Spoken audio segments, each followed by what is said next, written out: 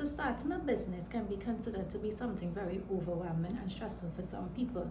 They maintain that there's a lot of paperwork, it's a lot of hassle just to get their business registered and considered a legal entity.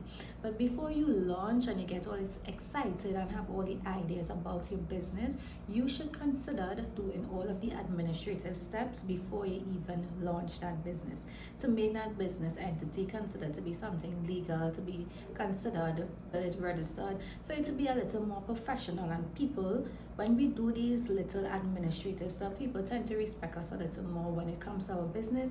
They tend to say, well, okay, this person, they are taking their business seriously. So today my video is about how do we start a business, but it's more pertaining to Trinidad and Tobago because I'm located in Trinidad and Tobago. Alright guys, so hi, my name is Melissa Alcock. I'm an esthetician, makeup artist, and I'm located in Trinidad and Tobago, and I recently started my business.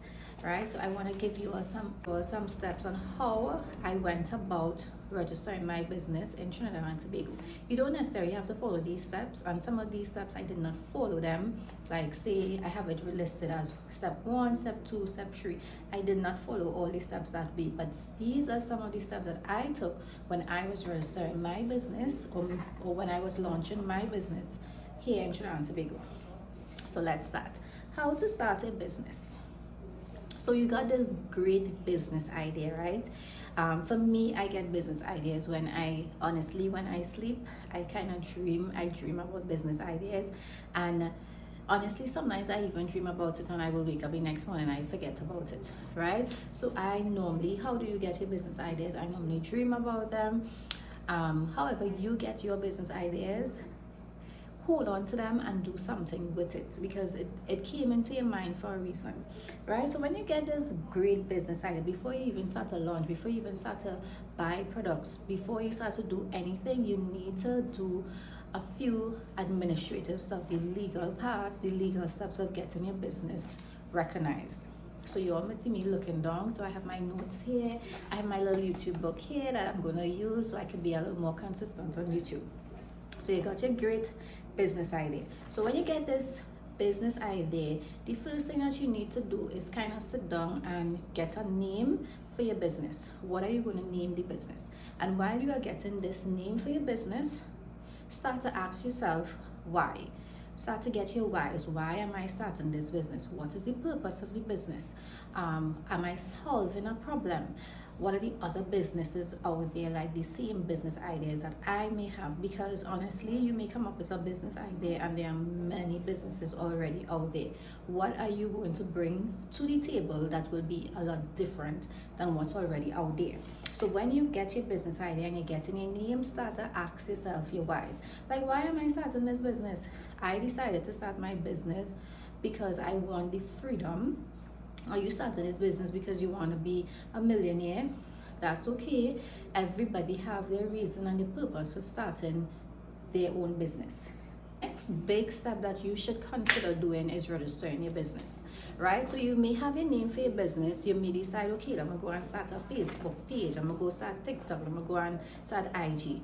That's not your business name, right? Because you could go on all the social media platforms and put your business name there, but somebody else out there may have something just as similar as you. They may just put an extra letter at the end or a digit at the end, and that's not your business name, boo. You need to go register the business.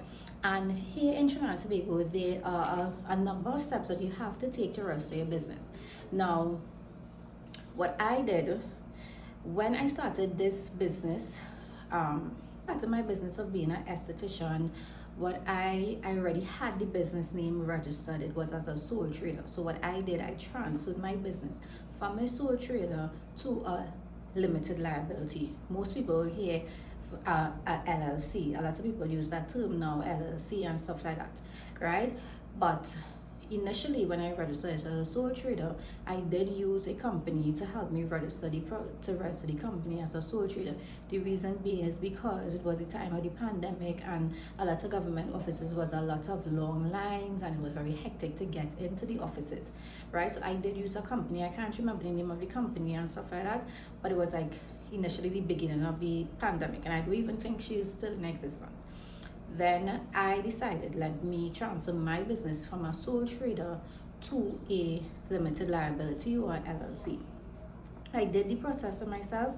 So there is a website that you go on, a platform that you go on to be able to register all your business information, however you want to register your business. Choose to register my business as a limited liability because there are pros and cons of doing that. When you decide to register your business as whatever entity you want to choose for your business, if you want to be a sole trader, a partnership, or a limited liability, that's up to you. You need to do your research, Google it, and see what are the pros and the cons, the advantages and disadvantages of having this particular business entity, right? The process of registering a business as a limited liability, it was a little tedious. You have a few little steps to go through. You need to have like your notice of your secretary, so the secretary will do all the paperwork. You need to file that first. You need to have your list of directors, the notice of your address of your business, and it have a few other steps, right? When you go onto the site, you would be able to get all the information, and the reps on them are very helpful when it comes to registering your business, right? I hope I touch on everything when it comes to that. The next step, what I was doing while I was registering my business, I was also writing my business plan, because as I was saying, registering your business takes a little while because you have to reserve the name. They have to do their searches first to make sure that your name and someone else's name is not the same. So it takes a little while. So while I was registering my business, I was also writing my business plan at the same time. So I will consider my business plan to be not basic, but it's not very advanced, right? So let me kind of explain. You could write a basic business plan for yourself, right? For yourself, for your business. As when you write your business plan, you will have like your goals, your values, how many employees you have, your cash flow, where you're getting your capital from, the services or the products that you are providing, your income, your expenses, your marketing plan, like your SWOT, and what else? What are your goals for? What are your long-term goals? Where do you see your business in the next not 5 years, where you see your business in the next year, where you see your business in the next 3 years, where you see your business in the next 5 years. You put all of that in your business plan.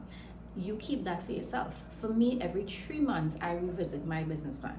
The reason why I'm saying that, because when I started off writing my business plan was more around being a bridal makeup artist, your everyday makeup artist, being an esthetician, just doing facials, different types of facials. But now, as the time has gone by, I have also added on more services. So more services, like I now do lash extensions. I wasn't doing that at the point in time when I wrote my business plan. I'm now doing brows. I was also not doing that at the point in time when I wrote my business plan. So it is very important to revisit your business plan at least every 3 months, every quarter, so you'll be able to update it. Your business plan is not set in stone, right? It's something that you can edit. You could go back to it and review it. So you can remind yourself, this is the reason I started this business. These are my goals. These are my values. This is how much money I want to make in the next quarter, in the next year. How am I going to close off my year and stuff like that, right? So you also could have another business plan where you take to the bank, right? With this business plan, if I decide to take my business plan to the bank to get financing from the bank for my business, I believe I will take it to a third party to let them kind of vet it, to just make sure that I have all the information that is relevant to actually to qualify to get that financing. All right, so you could have 2 business plans, one for yourself, and then you have a more advanced one where you take to some type of financial institution. The next step, I'm not too sure about it, and I didn't do much research about it before I came here, but get your BIR number. Now, initially, before I started being a full-time esthetician, where I started working on my own, I always had a BIR number. This number is for tax purposes. I didn't do it for myself. My employer did it for me, so I don't know as an individual how you actually go about the steps to get it for yourself, but Google it. I also Google it, right? And I got a little information on it, how you apply for it. So, but it is for tax purposes. You need to have a BIR number. That is how the government would identify you when it's time to pay taxes, all right? So after I registered my business, I immediately went and I got a business stamp. So you need to have a business stamp. There are places where I went in Trinidad, there's a place in Tunapuna, right opposite St. Charles RC Church in Tunapuna. You go there, Pax I think is the name of the place. You go there and you can get a business stamp. You have to work with all your relevant documents. Like example, you work with the certificates that shows that your business is registered, the name of your business, and you are the owner of the business. So you work with ID. Right, I can't remember the cost of it. You need this business stamp to be able to take it to the bank also. Very important. You may not use your business stamp in your business, but you need it for the bank to be able to open your business account, no matter if it's a sole trader, a partnership, or limited liability. It doesn't matter. Right? The next step, right now I'm in the process of doing this. Opening a business bank account. You need to open a business bank account, guys. I find this step is so important, right? Because I have started businesses in the past and I realized it wasn't as successful because I didn't have a business bank account. One main reason I find for me is that I tend to have the money that I get from my clients in my hand and I tend to spend the money. So having that business bank account where you make the effort to go and put that money there in the bank and you have a record showing you have an income, that is very important. So open a business bank account. No putting your money from your business into your personal account. You need to have it separate, right? You need to find a way to track you need to have some type of bookkeeping, a way of tracking your finances, right? So there are many softwares that people use to be able to track their finances, track their daily income and expenditures. At the moment, we have a spreadsheet that I use. So during the month, once a month starts, I will open a new spreadsheet for that particular month. And any item that I purchase in the business, I will record it there with my receipts and whatever the name of the item is I purchase, I will record it there. Any clients that I have, I will record and put what service I gave the client, their name, and the date I rendered the service. Because I do a variety of services, what I will also do is like all my facials I had for the month of May, I will record that. All my wax clients I had for the month of May, I will also record that. All my brow clients that I had for the month of May, I will also record that. So I will be able to see which one of my services are bringing in more income for me, right? And I will also separate my expenditures. Like if I buy wax products, I will also separate that. If I buy facial products, I will also separate that. So within that spreadsheet, I have another area in the spreadsheet where I record it, and you can pull graphs to be able to see how the money is being spent and how the money is coming in. Right, guys? So we're almost through, right? You need to have a marketing plan. This market or sell your product or your service, right?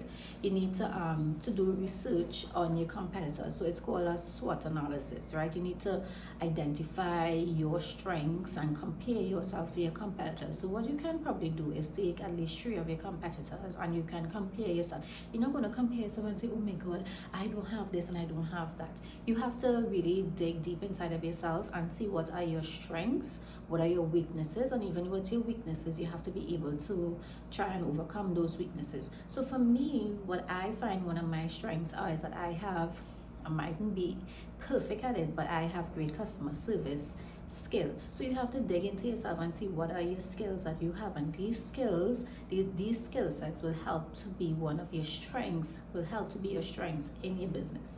Right? And you can identify your weaknesses, you identify what your clients, what your competitors, so you're identifying what your competitors are doing and how best you can improve to your competitors and see how you can better improve this particular service or product. You're not going to compare yourself and be like, oh my God, they have this and I don't have that. That is not what you're doing. You're comparing yourself in a positive way to be able to provide your product or service better than your competitors, right? You set up a business email address. You don't want to have your personal and your business stuff coming in the same place. You want to be able to separate them.